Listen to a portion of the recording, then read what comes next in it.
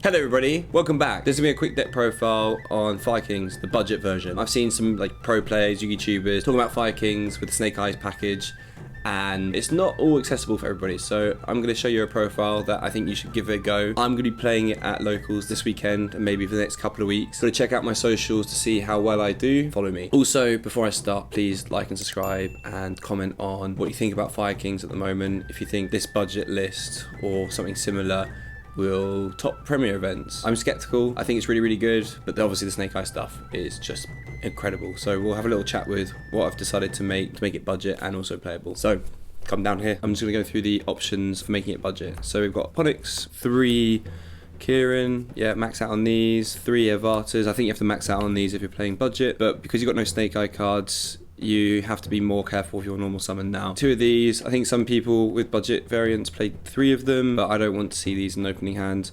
Even though I think maybe if you do open this and Fire King Island and you have another fire, searching a card and then activating this effect, it could work. So maybe you do play 3, and then I play 1 Barong and 1 of the spell trap ones.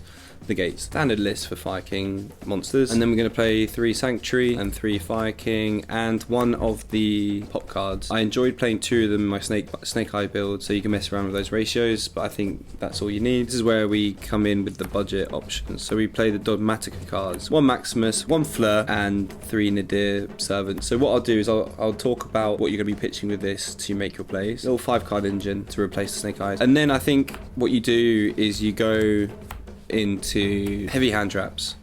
So 12, I think you have to play 12 if you're going to be substituting cards. I think hand traps are the way to go, and these all hit everything. Might be question marks over these 3, maybe being a side card, but I think the rest are perfect. Then I played 2 Tenki, probably not too sure about this the most. Maybe you put in Prosperities or Fenris instead. 2 Talents, and I'm borrowing this card this weekend. It's going to be a 1-for-1. So this is probably the only card that's incredibly similar to the Snake Eyes cards, where I think you send a monster to special on a level 1. So this is when Tenki is really useful, and the Avatar if you've got a 1-for-1, because then you can use your normal summon on Avatar and then have like a Niv negate. And then we'll go into the extra deck. 1 or 2 of these. Gears is really good going second, and so is Zeus. So these are the XYZs I'll be playing. These are going to be the Nadir Servant cards. I'm borrowing this even though I've ordered it. The postman's not going to bring it in time. This is a Shurag and this is the Ferajit.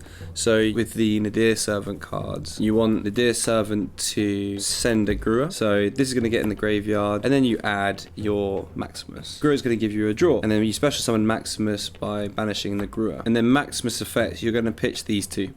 So the Shurag and the Ferajit, so they go sent to the graveyard. You're going to do it in this order. You go Shurag 1 to add the level 1 Ponix, and then you do Ferajit to draw, and then put 1 card on the bottom of the deck. You want to make sure this is Chain Link 1 and this blocks it, because you want to make sure it resolves, especially if you've got no Ponix in hand or any way into it. So this is basically the Snake Eye replacement, this little package here. And then because you're playing Nadir Servant, play 2 Elder. They're actually not once per turn, so going second, having Nadir Servant in hand, this can help remove cards. And then we've got all these links, which I don't think I'll go into that much, to be honest. From testing, I have seen my board can really extend out to OTK people, and I could go into Unicorn, spin back a card, and then go into access code to pop anything else remaining. But usually you bring out a lot of Fire Kings with heavy attack and win games without having to go into these, but we'll see if any of these come up, but it's probably unlikely. I'm going to be playing this at locals. I got rid of the Snake Eye cards because